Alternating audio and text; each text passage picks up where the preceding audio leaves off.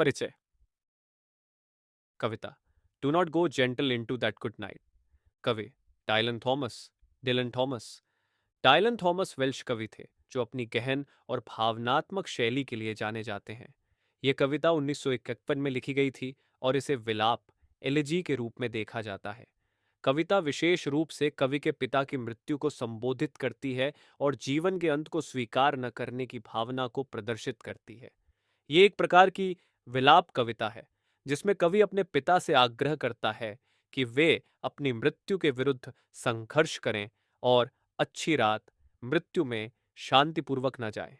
ये कविता एक विलनेल शैली में लिखी गई है जिसमें 19 पंक्तियां होती हैं। कविता का मुख्य उद्देश्य मृत्यु के खिलाफ विद्रोह और जीवन की अंतिम शक्ति को स्वीकारने की बजाय लड़ाई का संदेश देना है। व्याख्या। पहला छंद।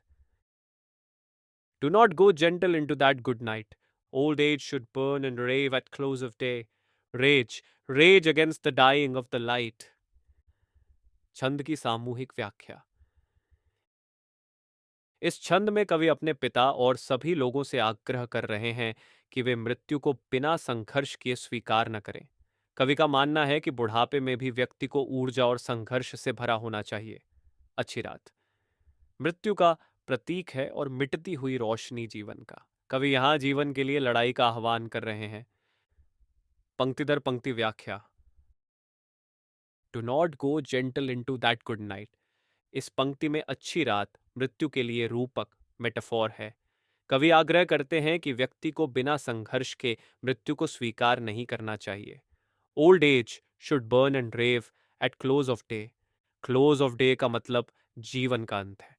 कवि कहते हैं कि बुढ़ापे में भी मनुष्य को अपने जीवन के अंत तक जोश और दृढ़ता से जीना चाहिए। बर्न एंड रेव का तात्पर्य ऊर्जा और विद्रोह से है। Rage, rage against the dying of the light. यहाँ कवि रोशनी को जीवन के प्रतीक के रूप में उपयोग करते हैं। वह आग्रह करते हैं कि मृत्यु के निकट आने पर भी व्यक्ति को क्रोध और जुझारूपन के साथ संघर्ष करना चाहिए। यह जीवन के प्रति उत्साह और उसके बचाव का संदेश है। दूसरे छंद की सामूहिक व्याख्या। इस छंद में कवि बुद्धिमान पुरुषों वाइज मैन का जिक्र करते हैं जो यह जानते हैं कि मृत्यु अपरिहार्य है और ये स्वाभाविक है। फिर भी वे इसे चुपचाप स्वीकार नहीं करते क्योंकि उनका मानना है कि उनकी बातों और कर्मों ने जीवन में वह प्रभाव नहीं छोड़ा जो वे चाहते थे। इसलिए वे मृत्यु के खिलाफ लड़ते हैं और जीवन को भरपूर जीने का प्रयास करते हैं। पंक्ति दर पंक्ति व्याख्या। वो wise man at their end know dark is right. यहाँ बुद्धिमान पुरुष वे लोग हैं जो जीवन और मृत्यु के सत्य को समझते हैं। डार्क इज राइट का अर्थ है कि मृत्यु स्वाभाविक और उचित है। बावजूद इसके वे इसे केवल स्वीकार नहीं करते। Because their words had forked no lightning they. इस पंक्ति में कवि कहते हैं कि ये बुद्धिमान पुरुष इस बात से निराश होते हैं कि उनकी बातें या विचार जीवन में बिजली की तरह प्रभावशाली और शक्तिशाली नहीं बन पाए। यहाँ फोक्ड लाइटनिंग का मतलब है ऐसी बातें या विचार जो गहरे और स्थायी प्रभाव छोड़ें। Do not go gentle into that good night. इस दोहराव के जरिए कवि फिर से जोर देकर कहते हैं कि मृत्यु को चुपचाप और बिना संघर्ष स्वीकार नहीं करना चाहिए। यह कविता की केंद्रीय भावना को मजबूत करता है। कविता का यह हिस्सा यह दिखाता है कि बुद्धिमत्ता और अनुभव के बावजूद मनुष्य में अपनी असफलताओं को लेकर पछतावा होता है और वे जीवन के अंत तक लड़ाई का प्रतीक बन जाते हैं। तीसरे छंद की सामूहिक व्याख्या। इस छंद में कवि अच्छे पुरुषों गुडमैन की बात करते हैं जो जीवन के अंत में अपनी अधूरी आकांक्षाओं पर अफसोस करते हैं। वे सोचते हैं कि उनके छोटे छोटे प्रयास फ्रेल डीड्स अगर और अधिक प्रभावशाली होते तो जीवन कितना सुंदर और अर्थपूर्ण हो सकता था। ग्रीन बे जीवन की उर्वरता और संभावनाओं का प्रतीक है। ये अच्छे पुरुष भी मृत्यु के सामने संघर्ष करते हैं और जीवन को पूरी तरह से जीने की कोशिश करते हैं। पंक्ति दर पंक्ति व्याख्या। Good men the last wave by crying how bright. Good men वे लोग हैं जो दयालु और नेक हैं। द लास्ट वेव बाय का तात्पर्य जीवन के अंतिम क्षणों से है। ये पुरुष सोचते हैं कि उनका जीवन और उनके कार्य कितने सुंदर और प्रभावशाली हो सकते थे। Their frail deeds might have danced in a green bay. Frail deeds का मतलब है उनके छोटे छोटे अच्छे कार्य। ये अच्छे पुरुष अफसोस करते हैं कि उनके अच्छे कार्य उतने प्रभावशाली नहीं हो पाए जितना वे चाहते थे। ग्रीन बे यहाँ जीवन की सुंदरता, उर्वरता और असीम संभावनाओं का प्रतीक है। Rage, rage against the dying of the light. कवि यहाँ फिर से जोर देते हैं कि मृत्यु के करीब आने पर भी जीवन के लिए लड़ाई जारी रखनी चाहिए। ये जीवन की अपार संभावनाओं के लिए संघर्ष का प्रतीक है। ये छंद यह बताता है कि अच्छे कार्य करने वाले लोग भी अपने जीवन को और अधिक सार्थक बनाने के लिए मृत्यु के खिलाफ विद्रोह करते हैं। चौथे छंद की सामूहिक व्याख्या। इस छंद में कवि जंगली पुरुषों, वाइल्ड मैन का उल्लेख करते हैं। ये वे लोग हैं जो अपने जीवन में बहुत अधिक साहसी, निडर और उत्साही होते हैं। उन्होंने जीवन की सुंदरता और अवसरों का भरपूर आनंद लिया, caught and sang the sun in flight. लेकिन अंततः उन्हें यह एहसास होता है कि वे इन क्षणों को पकड़कर नहीं रख पाए और सब कुछ उनके हाथों से निकल गया। जब यह सत्य उनके सामने आता है, तब तक बहुत देर हो चुकी होती है। वे भी मृत्यु के सामने हार मानने से इनकार करते हैं और जीवन के अंत तक संघर्ष करते हैं। पंक्ति दर पंक्ति व्याख्या। Wild men who caught and sang the sun in flight. Wild men वे लोग हैं जिन्होंने जीवन को पूरी ऊर्जा और साहस के साथ जिया। Caught and sang the sun in flight एक रूपक है जिसका मतलब है कि उन्होंने जीवन के सुनहरे और उड़ते हुए पलों का आनंद लिया और उसे संजोने की कोशिश की। And learn too late they grieved it on its way. यहाँ कवि बताते हैं कि इन निडर पुरुषों को अंत में यह समझ आता है कि जीवन की ये सुंदर घड़ियां अस्थायी थीं। जब तक वे इसे समझ पाते, तब तक बहुत देर हो चुकी होती है। वे इन पलों के खोने का शोक करते हैं।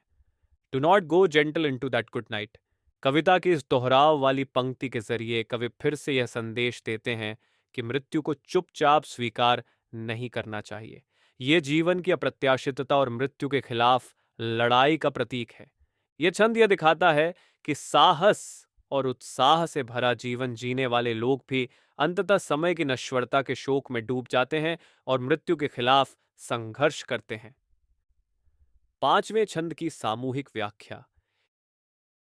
इस छंद में कवि गंभीर पुरुषों, ग्रेव मैन का उल्लेख करते हैं। ये वे लोग हैं जो अपने जीवन के अंत के करीब होते हैं और गंभीरता से मृत्यु के निकट आते हैं। कवि यहाँ ब्लाइंडिंग साइट के माध्यम से इस विचार को प्रकट करते हैं कि मृत्यु के करीब पहुंचने पर व्यक्ति को जीवन का असली अर्थ समझ आता है। ब्लाइंड आइज यह दर्शाता है कि उनकी शारीरिक दृष्टि भले कमजोर हो गई हो, लेकिन उनकी आंतरिक दृष्टि, आत्मा की दृष्टि तेज हो जाती है। ये लोग महसूस करते हैं कि जीवन में उनकी सीमाएं भी शक्ति और खुशी का स्रोत हो सकती थीं। इसलिए वे भी मृत्यु के खिलाफ संघर्ष करते हैं। पंक्ति दर पंक्ति व्याख्या। Grave man near death who see with blinding sight. Grave man का मतलब है गंभीर और वृद्ध पुरुष जो मृत्यु के निकट हैं। ब्लाइंडिंग साइट इस बात को दर्शाता है कि मृत्यु के करीब पहुंचने पर उन्हें जीवन और उसके महत्व का स्पष्ट और गहरा अनुभव होता है। Blind eyes could blaze like meteors and be gay. यहाँ ब्लाइंड आइज का मतलब है उनकी कमजोर या खो चुकी दृष्टि। कवि कहते हैं कि ये आंखें भी उल्का पिंडों, मीटियर्स की तरह चमक सकती हैं और खुशी से भरी हो सकती हैं। इसका मतलब है कि जीवन के अंत में भी कोई नई ऊर्जा और आशा का अनुभव कर सकता है। Rage, rage against the dying of the light. इस पंक्ति में कवि फिर से इस विचार पर जोर देते हैं कि जीवन को कभी भी आसानी से समाप्त नहीं होने देना चाहिए। मृत्यु के खिलाफ लड़ाई जारी रहनी चाहिए। यह छंद यह दर्शाता है कि गंभीर और समझदार लोग भी जीवन की नई दृष्टि प्राप्त करके और अपनी कमजोरियों को शक्ति में बदलकर मृत्यु के खिलाफ संघर्ष करते हैं। छठे और अंतिम छंद की सामूहिक व्याख्या। इस अंतिम छंद में कवि अपने पिता को सीधे संबोधित करते हैं। वे अपने पिता को मृत्यु के करीब देख रहे हैं और उनसे आग्रह कर रहे हैं कि वे जीवन के प्रति जुझारूपन बनाए रखें। सैड हाइट का तात्पर्य मृत्यु के करीब होने की अवस्था से है। कवि अपने पिता से आग्रह करते हैं कि वे अपनी भावनाओं को प्रकट करें, चाहे वह आशीर्वाद हो या शाप, लेकिन जीवन के अंत तक संघर्ष जारी रखें। इस छंद के माध्यम से कवि का व्यक्तिगत और भावनात्मक संबंध स्पष्ट होता है, जिसमें वे अपने पिता की मृत्यु के खिलाफ लड़ने की अपील करते हैं। पंक्ति दर पंक्ति व्याख्या। And you my father there on the sad height. यहाँ कवि अपने पिता को संबोधित करते हैं, जो जीवन और मृत्यु के बीच खड़े हैं। सैड हाइट मृत्यु के करीब पहुंचने की दुखद अवस्था को दर्शाता है। यह व्यक्तिगत और गहन भावनात्मक अपील है। Curse bless me now with your fierce tears I pray. कवि अपने पिता से अनुरोध करते हैं कि वे अपने आंसुओं के माध्यम से अपनी भावनाएं प्रकट करें, चाहे वे क्रोध और शाप के रूप में हो या आशीर्वाद के रूप में। ये कवि के लिए महत्वपूर्ण है कि उनके पिता जीवन के प्रति उत्साह और जुझारूपन दिखाएं। To not go gentle into that good night. इस पंक्ति को कवि फिर से दोहराते हैं और अपने पिता से आग्रह करते हैं कि वे मृत्यु के सामने बिना संघर्ष किए आत्मसमर्पण न करें। Rage rage against the dying of the light. इस अंतिम बार दोहराई गई पंक्ति के साथ कवि यह सुनिश्चित करते हैं कि जीवन के प्रति संघर्ष और जुझारूपन का भाव कभी खत्म नहीं होना चाहिए। ये पूरे जीवन का सार और कविता का अंतिम संदेश है। कविता का निष्कर्ष। Do not go gentle into that good night एक अत्यधिक भावनात्मक कविता है जो जीवन और मृत्यु के बीच चलने वाले संघर्ष को उजागर करती है। डायलन थॉमस इस कविता के माध्यम से जीवन के अंत तक जुझारूपन, विद्रोह और उत्साह बनाए रखने का संदेश देते हैं। ये कविता जीवन की अस्थायित्वता को स्वीकार करने के बावजूद उसके महत्व और संघर्ष के मूल्य को रेखांकित करती है। Do not go gentle into that good night का गहन विश्लेषण। अब तक हमने प्रत्येक छंद की व्याख्या की। अब इस कविता के प्रमुख विषय, शैली और इसके संदर्भ का विश्लेषण करते हैं। विषय, थीम्स, मृत्यु के प्रति विद्रोह, रिबेलियन अगेंस्ट डेथ। कविता का मुख्य विषय यह है कि मनुष्य को जीवन के अंत तक संघर्ष करना चाहिए। कवि यह मानते हैं कि मृत्यु जीवन का स्वाभाविक अंत है, लेकिन इसे चुपचाप स्वीकार करना कायरता है। जीवन का मूल्य, वैल्यू ऑफ लाइफ। जीवन कितना भी कठिन हो, कवि इसे संघर्ष और प्रयास के लायक मानते हैं। दिखावटी कर्म, साहस, बुद्धिमत्ता और गंभीरता, हर चीज जीवन को पूर्णता प्रदान करती है। पछतावा और अधूरी आकांक्षाएं, रिग्रेट एंड अनफुलफिल्ड डिजायर्स। हर छंद में यह झलकता है कि व्यक्ति अपनी अधूरी आकांक्षाओं और सीमित उपलब्धियों से संतुष्ट नहीं होता, चाहे वह कितना भी प्रयास करे। यह पछतावा जीवन को और अधिक उत्साह से जीने के लिए प्रेरित करता है। काव्य शैली और संरचना, पोएटिक स्टाइल एंड स्ट्रक्चर। विलेनल, विलनेल। यह कविता विलेनल रूप में लिखी गई है। इस शैली की विशेषता है 19 पंक्तियां, 5 3 पंक्ति वाले छंद और एक 4 पंक्ति वाला छंद। दोहराव, refrain. Do not go gentle into that good night और rage rage against the dying of the light, दो मुख्य पंक्तियां हैं जो बार बार दोहराई जाती हैं। यह कविता के भाव को मजबूत बनाती है। रूपक, मेटाफोर्स। गुड नाइट, मृत्यु। डाइंग ऑफ द लाइट, जीवन का अंत। ब्लाइंड आईज, शारीरिक कमजोरी या सीमाएं। ग्रीन बे, जीवन की संभावनाएं। ध्वनि योजना, साउंड पैटर्न। इस कविता में सटीक तुकबंदी, rhyme scheme, A B A B A B A B A B A B A का उपयोग किया गया है। इससे कविता में लय बनी रहती है। आकर्षक शैली, पावरफुल टोन।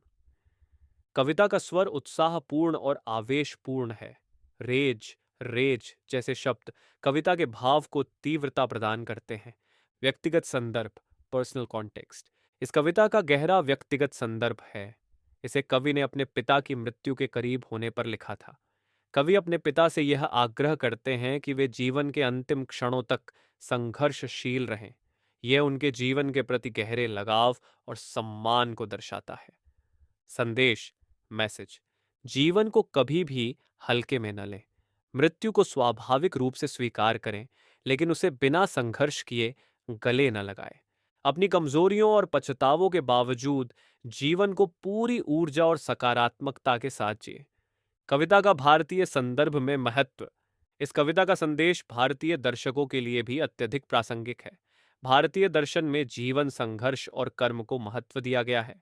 गीता के कर्मयोग का संदेश भी यही है कि मृत्यु से पहले तक मनुष्य को अपने कर्तव्यों और जीवन के प्रति दृढ़ रहना चाहिए।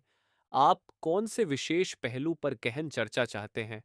निम्नलिखित विकल्पों में से कोई एक चुन सकते हैं। रूपक और प्रतीकवाद, मेटाफोर्स एंड सिंबलिज्म। कविता में good night, dying of the light, blind eyes, green bay जैसे रूपकों का विस्तार से विश्लेषण।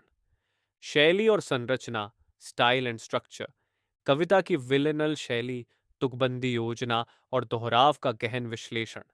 कवि का दृष्टिकोण, पोएट्स पर्सपेक्टिव। डायलन थॉमस के व्यक्तिगत जीवन और इस कविता के भावनात्मक पहलू। पंक्ति दर पंक्ति विश्लेषण, किसी विशेष छंद या पंक्तियों का गहन व्याख्या। रूपक और प्रतीकवाद का गहन विश्लेषण। डायलन थॉमस की कविता do not go gentle into that good night रूपकों, मेटाफॉर्स और प्रतीकों, सिंबल्स से भरी हुई है। इनका उपयोग कविता के भाव और विषय को गहराई और व्यापकता प्रदान करता है। नीचे कविता के मुख्य रूपकों और प्रतीकों का विस्तृत विश्लेषण दिया गया है। गुड नाइट, अच्छी रात। रूपक का अर्थ। गुड नाइट का उपयोग मृत्यु के लिए रूपक के रूप में किया गया है। इसे अच्छी रात कहा गया है क्योंकि मृत्यु को अक्सर शांति और विश्राम के प्रतीक के रूप में देखा जाता है। विश्लेषण। कवि का मानना है कि मृत्यु स्वाभाविक है, लेकिन इसे चुपचाप गले लगाना उचित नहीं है। इस रूपक के माध्यम से कवि जीवन और मृत्यु के बीच चलने वाले संघर्ष को उजागर करते हैं। उदाहरण, do not go gentle into that good night.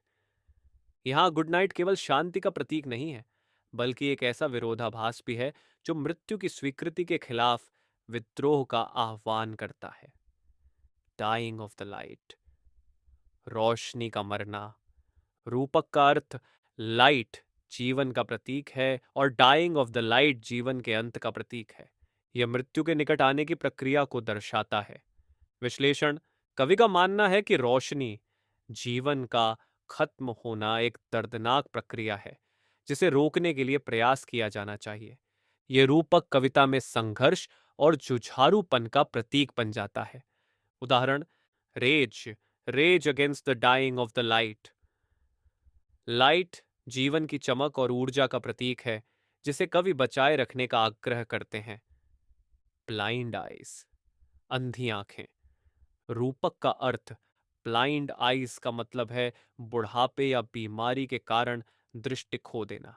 यह मानव जीवन की सीमाओं और कमजोरियों का प्रतीक है। विश्लेषण। कवि यह दिखाते हैं कि भले ही शारीरिक दृष्टि कमजोर हो जाए, मनुष्य की आंतरिक दृष्टि, आत्मा की दृष्टि तेज और प्रबल हो सकती है। यह रूपक जीवन के अंत में भी नई ऊर्जा और संभावनाओं को दर्शाता है। उदाहरण, blind eyes could blaze like meteors and be gay. यहाँ मीटियर्स का मतलब है आत्मा की चमक, जो जीवन के अंत में भी आशा और ऊर्जा से भरी हो सकती है। ग्रीन बे, हरा खाड़ी क्षेत्र। रूपक का अर्थ। ग्रीन बे जीवन की उर्वरता, सौंदर्य और संभावनाओं का प्रतीक है। विश्लेषण। यह रूपक इस बात को दर्शाता है कि मनुष्य के छोटे छोटे अच्छे कार्य, फ्रेल डीड्स भी अगर सही ढंग से प्रस्तुत हों तो वे जीवन में सुंदरता और अर्थ ला सकते हैं। यह जीवन के अप्रयुक्त अवसरों और अधूरी आकांक्षाओं की ओर भी इशारा करता है।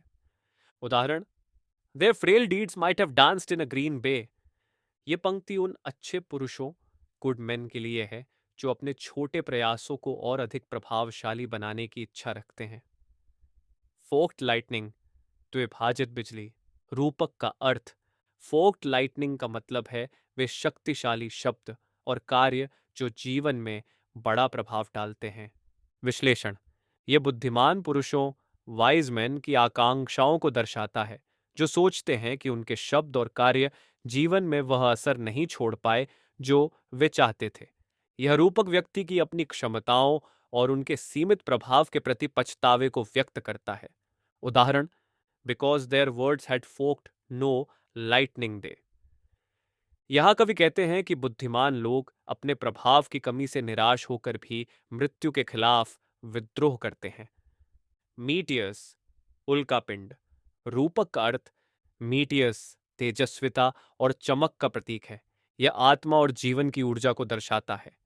विश्लेषण, कवि यह दिखाते हैं कि जीवन के अंतिम क्षणों में भी व्यक्ति की आत्मा उल्का पिंडों की तरह चमक सकती है।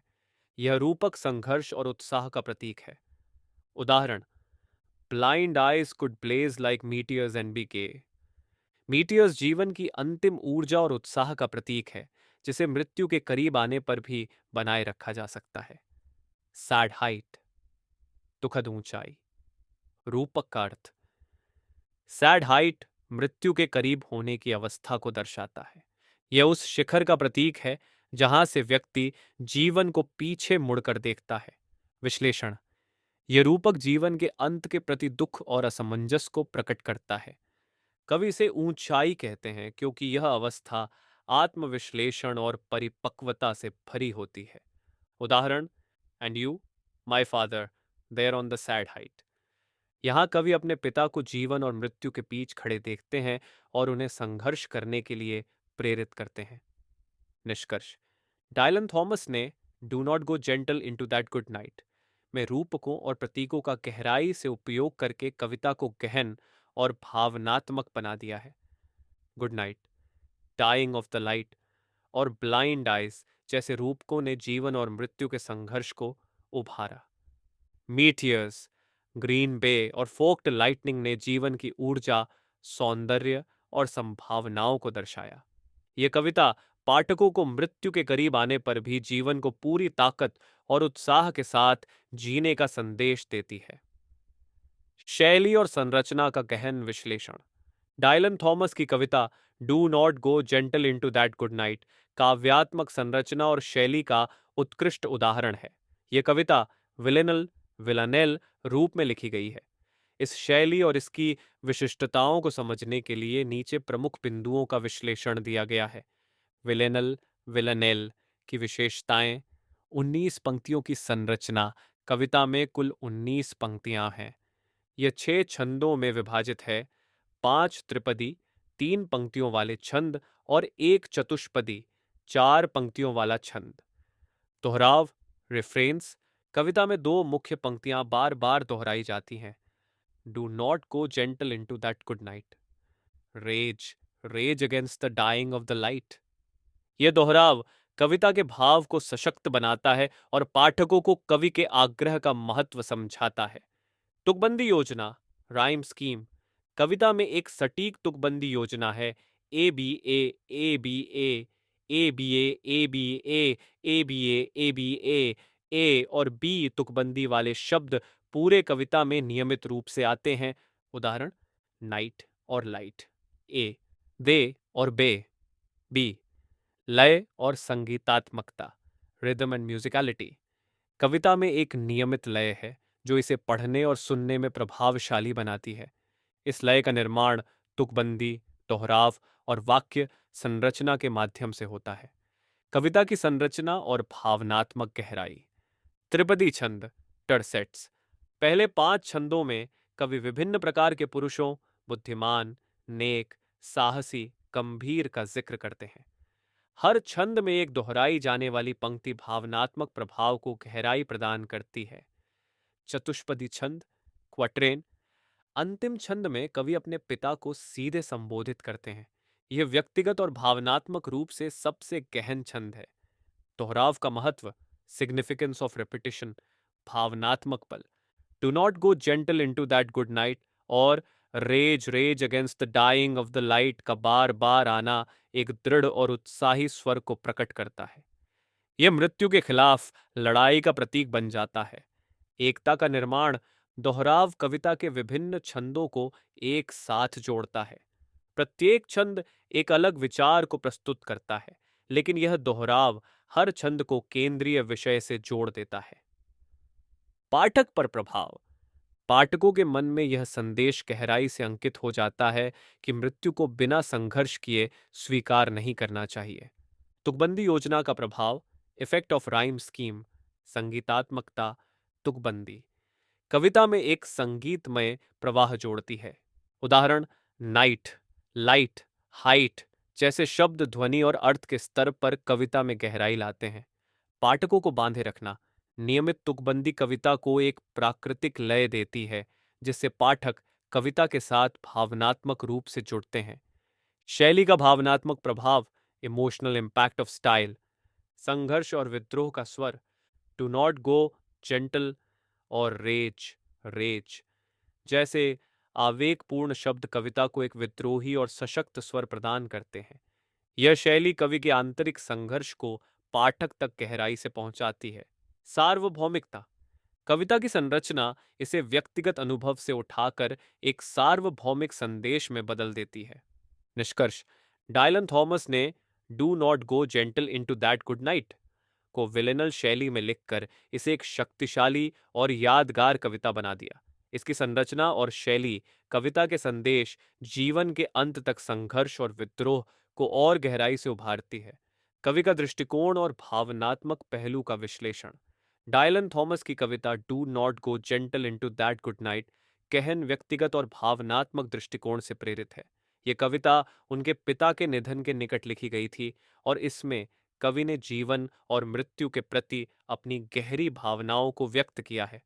उनके दृष्टिकोण का विश्लेषण कविता के स्वर, टोन, उद्देश्यों और उनके व्यक्तिगत जीवन से जुड़े संदर्भों के आधार पर किया जा सकता है। कवि का दृष्टिकोण, पोएट्स पर्सपेक्टिव, जीवन के प्रति प्रेम और सम्मान। डायलन थॉमस के लिए जीवन केवल एक भौतिक अस्तित्व नहीं, बल्कि ऊर्जा, संघर्ष और संभावनाओं से भरी एक यात्रा है। उनका दृष्टिकोण स्पष्ट है, जीवन को अंत तक जिया जाना चाहिए और मृत्यु को बिना संघर्ष स्वीकार नहीं करना चाहिए। मृत्यु का विरोध, डिफायंस अगेंस्ट डेथ। कवि का दृष्टिकोण यह है कि मृत्यु को जीवन का स्वाभाविक अंत मानते हुए भी इसे आसानी से स्वीकार करना मानव गरिमा के विरुद्ध है। Rage, rage against the dying of the light के माध्यम से कवि इस विरोध को प्रबल तरीके से व्यक्त करते हैं। पिता के प्रति गहरी संवेदनशीलता, ये कविता केवल एक सामान्य मृत्यु विरोधी भावना नहीं है। ये कवि के अपने पिता के प्रति गहरे प्रेम, आदर और उनके संघर्ष को देखने की इच्छा का प्रतीक है। कविता में curse, bless me now with your fierce tears I pray जैसी पंक्तियां उनके व्यक्तिगत और भावनात्मक जुड़ाव को दिखाती हैं। कविता का स्वर, टोन, आवेगपूर्ण और उत्साहपूर्ण, पैशनेट एंड अर्जेंट। पूरी कविता का स्वर उत्साह और ऊर्जा से भरा है। Do not go gentle into that good night और रेज रेज जैसी पंक्तियां इस बात को स्पष्ट करती हैं कि कवि चाहते हैं कि व्यक्ति मृत्यु के करीब होने पर भी हार न माने। दृढ़ और प्रेरणादायक, रेजोल्यूट एंड इंस्पायरिंग। कवि एक दृढ़ और प्रेरणादायक स्वर में यह संदेश देते हैं कि जीवन के अंत तक प्रयास और संघर्ष जारी रखना चाहिए। यह स्वर कविता को न केवल भावनात्मक बनाता है, बल्कि यह पाठक को भी गहराई से प्रभावित करता है। व्यक्तिगत और दार्शनिक, पर्सनल एंड फिलोसॉफिकल। कवि का स्वर व्यक्तिगत है क्योंकि वह अपने पिता को संबोधित कर रहे हैं। साथ ही यह दार्शनिक भी है क्योंकि वह जीवन और मृत्यु के बारे में एक व्यापक दृष्टिकोण प्रस्तुत कर रहे हैं। कवि का व्यक्तिगत जीवन और संदर्भ, पिता के साथ संबंध। यह कविता कवि के पिता डेविड जॉन थॉमस के प्रति उनके गहरे प्रेम और सम्मान का प्रतीक है।